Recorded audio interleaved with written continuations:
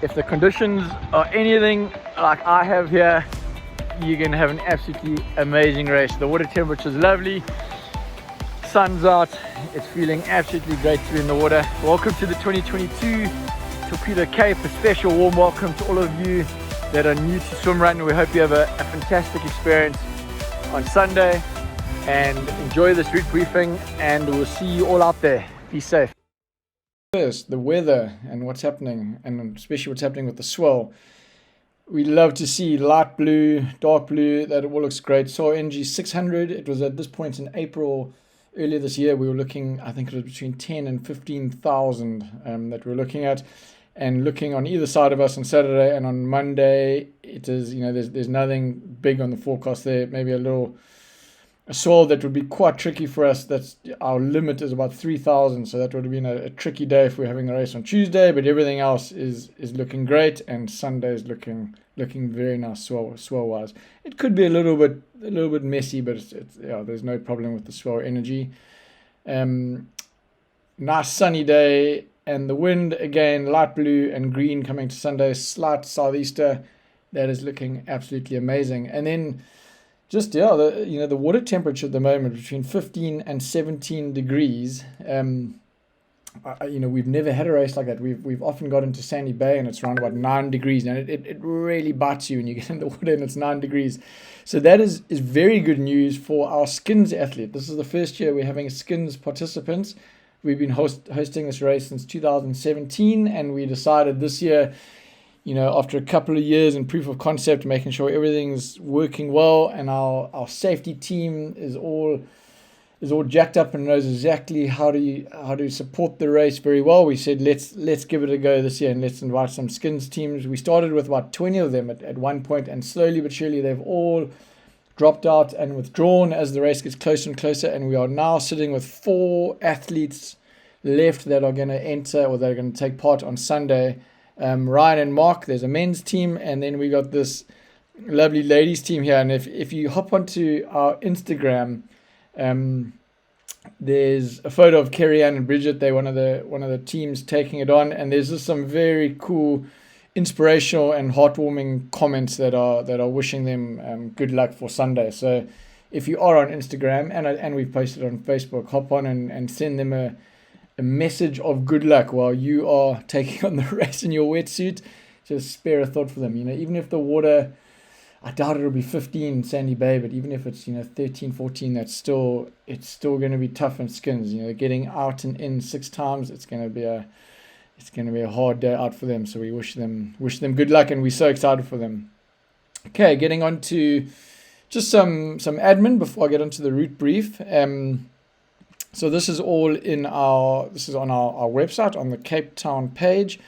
So just a requirement of just some important requirements for Cape Town. It's you all have to race in a team of 2, and you're not allowed to be separated by more than 10 meters, especially in the water. You have to be together with your partner. You have to have a wetsuit on, you have to have running shoes, and you have to provide a whistle, your own whistle. And before registration, we're going to check this at registration. Everyone has to have completed the safety test and the indemnity form. At registration, you're going to be given a torpedo cap, a vest, a Moby timing chip, and an emergency wristband. There's details about the water points. We'll also cover those when I get to the route brief. Just of interest or of note, you are allowed, and you would have seen it in our videos and footage from before, you are allowed hand paddles, pull buoys. You're allowed to have a rope between the teams. They use this a lot when they race overseas. Swim goggles, I highly recommend. Fins, you are allowed 15 centimeter or less fins. If you haven't trained in them, do not use them. And what a lot of people use is an extra cap to keep your head warm on the swims. There is also just times for registration, which you probably are going to watch this video after registration. On Saturday, so this is the day before the event, at 10 o'clock, come down to Clifton 4 and join us for a warm-up swim. It's really cool. Test out your wetsuit, test out your shoes, and get used to the water. It really helps. If you're nervous for the race, come and join us at Clifton, and there will be a bunch of us there. It's just a very social get-together and a warm-up swim. Then, here is the times for your different groups. So it is a reverse order start. It's first slow batch, then medium, then fast. They're the guys doing ops, that's the longer course, they're going to be going off first. And then there's the half course called Torpedo Cozy, they're going to be going off after you. So please take a look here and make sure you know when your check-in is, when your shuttle departs, and then your race starts in Sandy Bay Hill. So just to give you an overview of what will happen on race morning, the start's in Sandy Bay, the finish is in Clifton. You drive to Clifton 4 and you park your car at Clifton 4, and this is where you check in the morning on Sunday morning before you get in the shuttle. This is compulsory. Everyone has to come to Clifton 4. Everyone has to check in here. Everyone has to get in the shuttle. You cannot drive straight to the start line in Hot Bay, Sandy Bay. So you all have to come to Clifton 4. When you check in, and before you get in the shuttles, you must get in, excuse me, you must get in into the shuttles ready to go. So you must be in your wetsuit, your shoes, your yellow vest, your cap. You can't take any bags. You can't take anything else. You must be ready to go in the shuttle. There are toilets at Clifton 4 at the parking lot that we recommend everyone uses. There are emergency toilets also at our start line in Hot Bay, but please everyone use the toilets at the parking lot at Clifton 4. There's also a key drop, so you're going to get changed into your wetsuit at Clifton 4, and you're going to come past our Torpedo gazebo, drop off your keys, and then you can get into the shuttle, which takes you to the start. Okay, so onto the route flyover, and let's tackle the bad news first, and then everything will get better from there. The race traditionally has started at Sandy Bay, or this Krunersuk Ridge at the top here. The area of land that the race has started in has now been developed. There's a house there. We can't start there. So you've got an extra, and it's quite a steep hill, but it will get you nice and warm before you get down to the beach at Sandy Bay. So the shuttles are going to drop you off at this parking lot at the bottom here. There is a toilet here. Red Bull will be there playing some music. It's going to be a great vibe, and this is where the start line is going to be. So the start line is not at the top of the dunes this year. It is a nasty little run up to the top of the hill, and then you will rejoin the route where it's been previously. Just a note, the route excuse me, the route is marked. It'll be marked with both chalk and candy tape and small little sticks with red and yellow tape on them, and torpedo arrows. So there will be, and you'll get quite familiar to it as you go through the course. You'll see this route marking as you go through. So the first run will take you down to Sandy Bay Beach. It's always cold. I mean, it's looking like it's going to be a bit warmer, but just for those of you taking on your first race, if you get a shock when you first get in the water, there's two options. One is to get out, give it a minute, and then get back in. The other is to just excuse me, flip onto your back, take your goggles off, and just lie there for a moment. That initial sort of water covering you and that feeling of fright or fight, it disappears. And if you just take it easy for a minute, it gets a lot better, and then you can take on the first swim. Just 2 points about the first swim, and the yellow line we're looking at, this is a participant from 2019, I think it was, and it just shows a couple of errors that a lot of people make on the race. So instead of swimming and sighting where you're going, so this is a big granite slab that you want to get round. So from the torpedo flag on the beach, you want to get round the granite slab. This person tried to take sort of too much of an inside line, and there is a rock and a little surge that pushes over rock here. So you can see they swam there, they would have been caught up on the rocks and then had to like recorrect their course and come around here. So from the beach, take a bit of a wider line round. At this granite rock, there's not much swell on Sunday, so it should be fine, but don't cut it too close to the inside. There is water that surges up and down there, and that's quite a decent line, and you're always aiming to a torpedo or one of our sponsor partners' flags. So there'll always be a flag at the start and finish of every swim. Then you got a really cool trail running section that will take you to Ladudno, and this is where you're jumping off the rock jump into the back line of Ladudno, and then swimming to the beach. If there's a rip, there's a rip that can sometimes come out on this side of Ladudno, and also there's a rip that can come out on that side. If there's a rip running on Sunday, the lifeguards at the rock jump will tell you that there's a buoy that's been placed in the middle of the swim. You have to go around that buoy, and that buoy will lead you. You're aiming for the orca flags on the beach. That buoy will lead you on the best line in between the rips. I don't think this is going to be the case on Sunday. I'm assuming on Sunday you're actually just going to swim safe distance around this rock and straight to the beach. But those lifeguards will tell you if a buoy has been dropped for your own safety. It's another hard run. It's a very hard run up through Ladunno, but it's beautiful. Up a little single track over here. A lot of people haven't actually seen this part of Ladunno, so that's quite a nice little run. And you'll get to your first energy point at the top of the hill, and that's with our friends from Power Bar. And it can feel quite early in the race, but stop, have a bar, have something to drink. It gets, I think the general feedback we have from swimrun is that people love it, but the distance is deceiving. It's harder than you think. The 16Ks is harder than you think. Really nice downhill, and you get to our longest swim at Oudekraal. This is where there's going to be the first Moby timing chip along the route. There's going to be a timing pod that you tap your Moby timing pad on your wrist. You tap it onto the pod at the start and at the finish of the swim. It's over a K, but it's a lovely swim, and somewhere around there, when you're out from the 12 Apostles, there is the shipwreck over there, and if the visibility is good, you can see it. So that's quite a cool point just to look out for. There's another shipwreck that's been washed up on the beach over here now.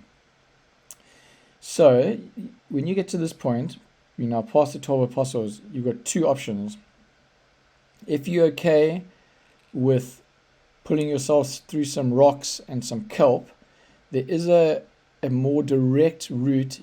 So the rules of swim run is you're not allowed to get out of the water. So from the start of the swim to the end of the swim, you're not allowed to get out, but that you can pull your way. There's a little canal of water through these rocks, and you can pull your way through there. So when someone's going very slowly, the line, this tracking line gets all squiggly. But there is a line that you can pull yourself through there. If you are comfortable at swimming and you'd rather go around, then you just swim around these rocks, and you've got this very clear, lovely, open canal that you can swim into Cozy Bay, and then there'll be a Moby timing chip that you have to tap yourself out of. And that's just for safety, so we know who's in and out of the long swim. Red Bull is going to be at Cozy Bay as well. For the leaders, you will probably pass the participants from Cozy. That's the half course. They're all going to be lining up here at this Tidal Beach parking lot. You'll probably see them, and you'll get through past them. If you are further down the field, by the time you get here, they will have started and they'll be in front of you. You're then heading to our second energy point, and it's at the Bootlegger, and it's quite unique. You can if you're feeling pretty cold and need a pick me up, you can get yourself a cappuccino or a coffee from Bootlegger, and they've always got a bit of their famous banana bread, so that will get your spirits a bit higher past Bootlegger. There's a really technical, I love it, a lot of people love it, really technical rock hopping section. Just be careful, please, in front of, it goes past the NSRI station at Buckhoven, and then you then get to Beta Beach, and our friends from Latitude will have their feathers set up at Beta Beach, and you've got the Buckhoven swim ahead of you, and you're swimming to the Squirt Lube flags at the far side. Buckhoven, I think it was in 2017, the athletes nicknamed it Culpable Homicide. So if you do have a fear of kelp, I'm not too sure what to tell you, other than you can have to get over your fear on the swim, and there is a lot of kelp, and you sort of just pull your way through it, and you're heading to, again, at the start of every swim, just before you put your goggles on, just sight the flag at the end of the swim, so you know the best route to take. You then, nearing the end of the race, it's a run onto Camps Bay Beach, and there will be Spa flags at the start of the swim, and Cancer, our suntan lotion partners, at the end of the swim. and it's about, I think it's about a 500 meter swim, and it's out around, so Clifton Lifesaving will drop a buoy out there and another buoy out there, so you swim in a clockwise direction, so from beach, clockwise around the first buoy, clockwise around the second buoy, and back to the flags. That's the camp space swim. Then you run and follow the shoreline. The hardest sand is right next to the water. And you're now approaching the finish line at Clifton and the last swim. So this is where there's been a change in the route over the last couple of years, in that if the tide is low enough, you can actually now run in front of these rocks to get onto Glen Beach from Camp Speyer.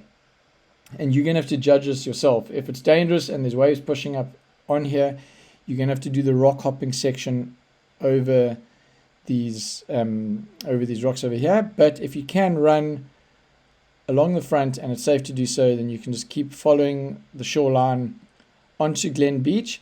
And again, there's another big change here, in that there used to be a very technical rock hopping section through the rocks over here.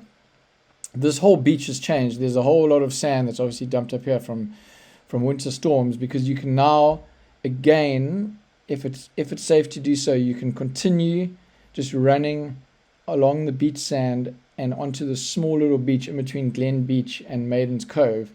And from there you'll see a torpedo flag up on the hill, and so it's a bit of rock hopping, scrambling to climb up the rocks here, and you'll get to the torpedo flag. We will mark the route. So from that swim flag, you have to find your own way. We will mark the route up this bank over here. So you find your own way, the fastest way that you want to do it, past that rock hopping section and this rock hopping section over here, onto where the route's marked and up to the torpedo flag. It's all going to be marked down through Maiden's Cove. And this, you again, quite a technical but really fun rock hopping section, all across the rocks up to the last flag, and then you got your last swim into the finish line at Clifton Beach. So that's the route brief. If you want to get, there's a lot of content on our Facebook page and our Instagram page. If you want to get a feel for what the race is all about, sorry, I've got something in my throat. If you want to get a feel for what the race is all about, there's this great video just on our on the Cape page of Torpedo Swim Run, and it gives you a very good idea of what the race is all about. This is when we used to start at the top of the dunes. You're now doing an extra run, but it's a great video to watch to get a feel for what you're in for. I think that covers everything.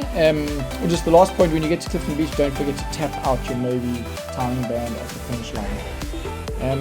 But that about covers it. We are really looking forward to Sunday. We hope the forecast holds up. We hope you have a most amazing time. Thanks for listening, and we'll see you bright and early. Cheers.